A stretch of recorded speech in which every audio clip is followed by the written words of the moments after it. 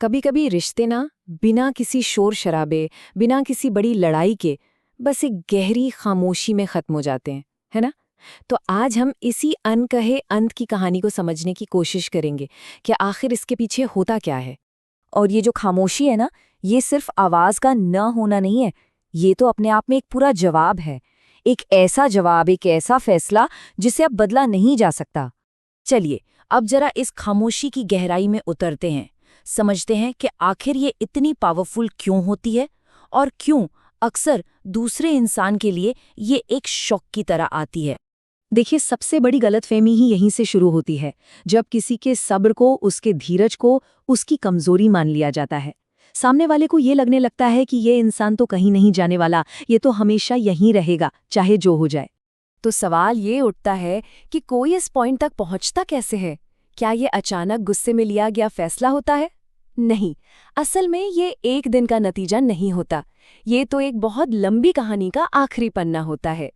तो यहाँ खामोशी का मतलब प्यार का खत्म होना नहीं है, बल्कि आत्मसम्मान का जागना है।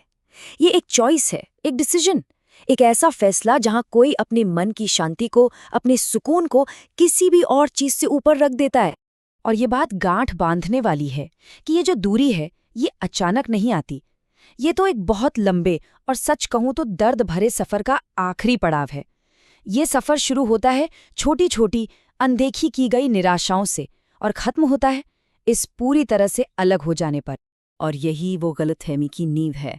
किसी की स्थिरता को कमजोरी समझ लिया गया, उसकी मौजूदगी को फॉर ग्रांटेड ले लिया गया। ऐसा मान लिया गया कि अरे, ये तो हमेशा ही अवेलेबल रहेगा। और पता है, धीरे धीरे यही सारी चीजें एक रिश्ते को पूरी तरह से एक तरफा बना देती हैं। चलिए, अब सिक्के का दूसरा पहलू देखते हैं। उस इंसान का क्या जो पीछे रह गया, जिसे अचानक इस बर्फीली खामोशी का सामना करना पड़ रहा है। ये है उस इंसान की इमोशनल जर्नी जो अब अकेला है। देखिए कैसे शुरू में तो उसे एक तरह की आज़ादी सी महसूस होती है। चलो, अच्छा हुआ, बहुत बोरिंग था। पर फिर धीरे धीरे वो कमी खलने लगती है और फिर वही आज़ादी एक गहरे, बहुत गहरे पछतावे में तब्दील हो जाती है। और इसी मोड़ पर आकर दो बहुत अलग चीज़ों का फर्क समझ आता है। किसी को याद करना और किसी को हमेशा के लिए खो देना। एक सिर्फ एक एहसास है जिसे शायद कंट्रोल किया जा सकता है, लेकिन दूसरा वो एक कड़वी सच्चाई है जिसे अब बदला नहीं जा सकता। और बस यहीं से सोच 180 डिग्री घूम जाती है। जो कोशिशें कल तक नज़रअंदाज की जाती थीं, आज वो एक अनमोल मौजूदगी बन गई हैं। जिसे कभी बोरिंग कहा गया था, आज वो घर जैसा एहसास लगता है। सब कुछ बिल्कुल उल्टा। तो ठीक है, एक तरफ तो कोई पछतावे की आग में जल रहा है, लेकिन उस इंसान का क्या जिसने जाने का, खामोश हो जाने का फैसला किया था? उसकी दुनिया में क्या चल रहा है? पता है, ये सबसे खूबसूरत बात है। उस इंसान ने दूसरे को किसी और इंसान से नहीं बदला, बल्कि खुद के एक बेहतर, एक ज्यादा शांत वर्जन से बदला है।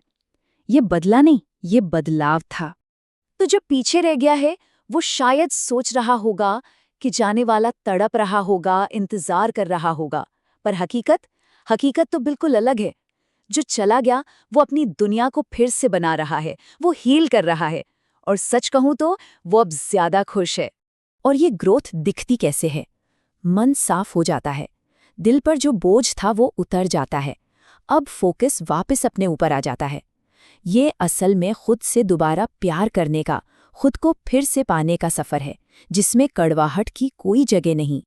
तो अब हम आते हैं सबसे बड़े सबक पर।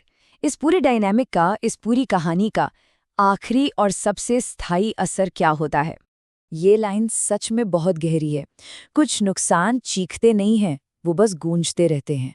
मतलब उस इंसान की गैर मौजूदगी उसकी मौजूदगी से भी ज्यादा भारी हो जाती है। और ये एक ऐसी गूंज है, एक ऐसा सबक है जो जिंदगी भर साथ रहता है। और वो जो इंसान चला गया, वो पीछे एक स्टैंडर्ड, एक पैमाना छोड़ जाता है। अब भविष्य में आने वाले हर कनेक्शन को, हर रिश्ते को अनजाने में ही सही उसी पैमाने पर तौला जाता है।